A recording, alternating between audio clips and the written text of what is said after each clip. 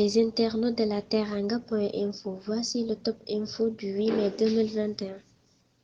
Révélation de Mimi Touré. Depuis le 28 octobre, tout ce que je recevais de l'État du Sénégal a été arrêté. Tout ce que je percevais de l'État a été coupé. De toute façon, moi, théoriquement, j'ai une retraite au niveau des Nations Unies. Je n'ai pas perçu l'honorariat. J'habite chez moi, Dieu merci. On ne me l'a pas proposé, l'honorariat. Et si on me l'avait proposé, je ne l'aurais pas pris.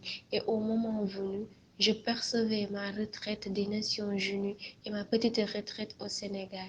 C'est ainsi que je vois les choses. Pour moi, ce n'est pas utile car celui qui termine ses fonctions à la tête de l'institution partira avec son honneur. On est tous des dignitaires. Nous n'avons pas besoin qu'on nous paye pour cela, a confié Mimi Touré à quartier général de la TFM. Découpage de Dakar, Bambilor, Yeumbeul et Malika se rebellent. Ce n'est pas cinq villages, mais plutôt 6 qui vont quitter la commune de Bambilor pour rejoindre celle de Sangalkam, a fait savoir le maire Diagne Diop à l'issue de la réunion d'urgence suite à l'annonce du nouveau découpage administratif tant contesté, initié par le ministre des Collectivités territoriales et de la décentralisation, Oumar Gueye. Selon Diagne Diop, le président de la République ne mérite pas qu'on lui présente ce décret pour phagocyter une collectivité territoriale, sachant que 70% du budget de Bambilor provient des villages que l'on veut rattacher à Sangalkam.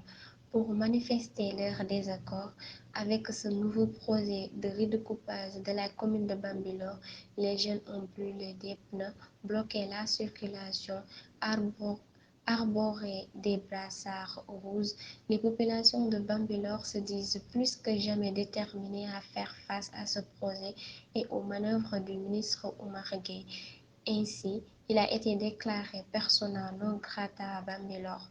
Malika et Yeumbeul préparent aussi une rébellion contre ce projet de découpage. Une fois n'est pas coutume, Guy Marius Sagna félicite le gouvernement de Macky Sall. En conférence de presse ce vendredi 7 mai, le leader du mouvement Frappe France Dégage a vivement remercié le gouvernement du Sénégal, en particulier Abdoulaye Diop. Depuis des années, Guy Marius Sagna et ses camarades ont accompagné les animateurs culturels sortis de l'École nationale des arts pour un contrat. Aujourd'hui, cette bataille nous a permis d'avoir 20 contrats pour les animateurs culturels. C'est peu par rapport à la demande, mais nous en remercions le gouvernement du Sénégal, en particulier le ministre de la Culture et de la Communication, Abdoulaye Diop, a affirmé Guy Marius Sagna, cité par Seneweb. Non sans souligner que la lutte continue pour les animateurs culturels, pour leur intégration dans la fonction publique.